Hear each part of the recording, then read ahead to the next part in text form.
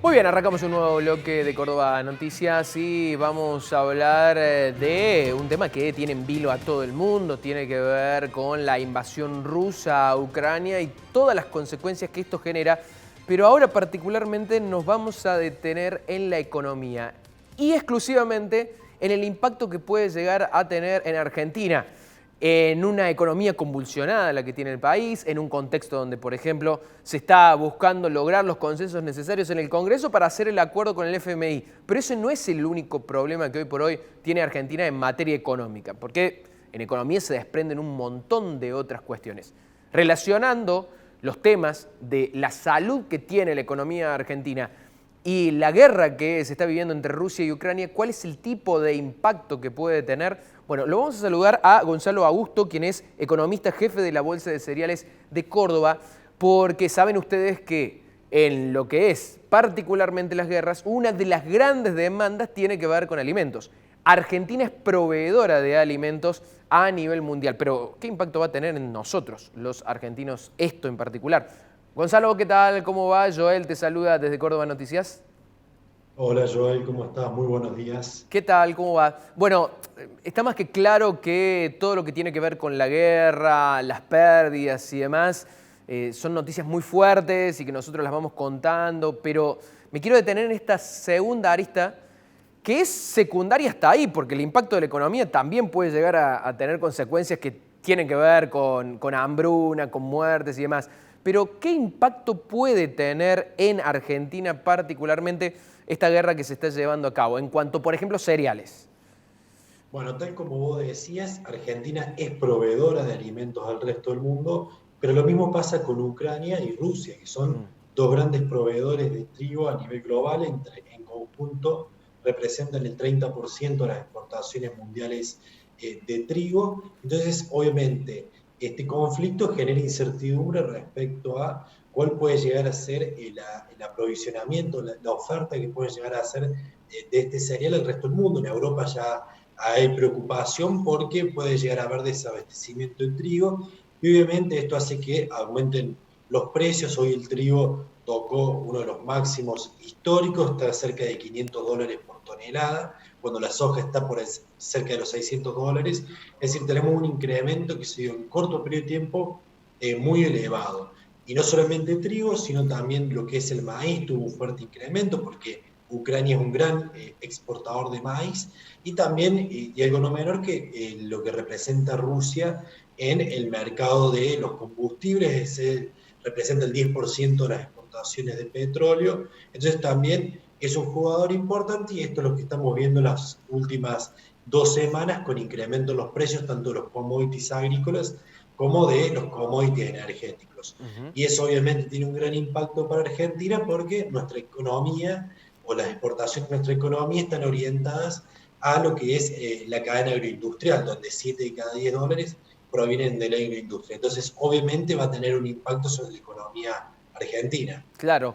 Gonzalo, ¿se puede conciliar las dos cuestiones de, por un lado, que se entienda bien, puedo sonar desalmado, pero sacar ventaja de esto a nivel internacional, digo, como proveedor y sabiendo que Rusia y Ucrania están viviendo otras cuestiones que les dificulta poder explotar este mercado agrícola, esto por un lado, pero por otro, en esto de venderle al mundo de que no tenga un impacto gravoso sobre el mercado interno, básicamente que no nos aumente mucho todo lo que tenga que ver con derivados del trigo, por ejemplo? Bueno, ahí tenemos dos cuestiones para analizar. La primera es que tanto maíz como trigo, que estuvieron subiendo mucho de precio, a la fecha hay poco disponible porque lo cosechamos el año pasado. La nueva cosecha va a entrar a partir de lo que es fines de abril, mayo, y se va a extender hasta agosto. Entonces, hasta que no ingrese esa nueva cosecha, no vamos a poder aprovechar estos precios, y aparte porque la soja principalmente está orientada a la exportación. Así que por lo pronto ahí no lo podemos aprovechar. Lo que es trigo, tuvimos una cosecha récord que se terminó de cosechar a fines de diciembre, de cerca de 22 millones de toneladas, de las cuales 14 se van a exportar aproximadamente, que ya están comprometidas, y del restante hay 6 millones y medio que serían de la industria molinera, que las va a tener que comprar. Ya compró una parte, pero tienen que seguir comprando para abastecer el mercado interno hasta que entre la nueva cosecha en diciembre de este año. Entonces, el tema o el problema es que hoy el trigo vale mucho más, entonces se van a enfrentar a precios, principalmente la industria molinera, a precios más caros, que eso podría llegar a tener un impacto sobre el precio de los bienes finales. Sin embargo, y algo que es muy importante destacar es que el precio de la materia prima en el precio final del producto no tiene una relevancia tan importante. Es decir, si el precio del trigo aumenta un 50%, no tiene por qué aumentar el pan un 50%, porque la estructura de costos representa entre el 10 y el 15% del producto final. Hay otros precios como otros componentes como impuestos, costos laborales, que también son relevantes, y algo que también tenemos que tener claro todos es que tenemos una economía inflacionaria donde el aumento se da en todos los precios de la economía y esto genera un incremento adicional de los que ya veníamos teniendo. Claro, claro, claro. Y en ese escenario, Gonzalo, ¿qué imaginás que, más allá de que obvio uno no tiene la bola de cristal, que si el gobierno nacional puede llegar a tomar algún tipo de determinación? ¿Y por qué te lo pregunto? Porque, por ejemplo, en un escenario similar, pero con otro contexto, cuando subía la carne, el gobierno decidió, no, cerremos casi totalmente lo que es el mercado externo para proteger al interno, con consecuencias que ya sabemos, aún así siguió subiendo la carne a nivel interno. ¿Imaginás ese nivel de protección o en realidad con subir las retenciones el gobierno nacional va a estar conforme? Porque al fin y al cabo va a recaudar. Bueno, también de nuevo, ahí hay dos cuestiones.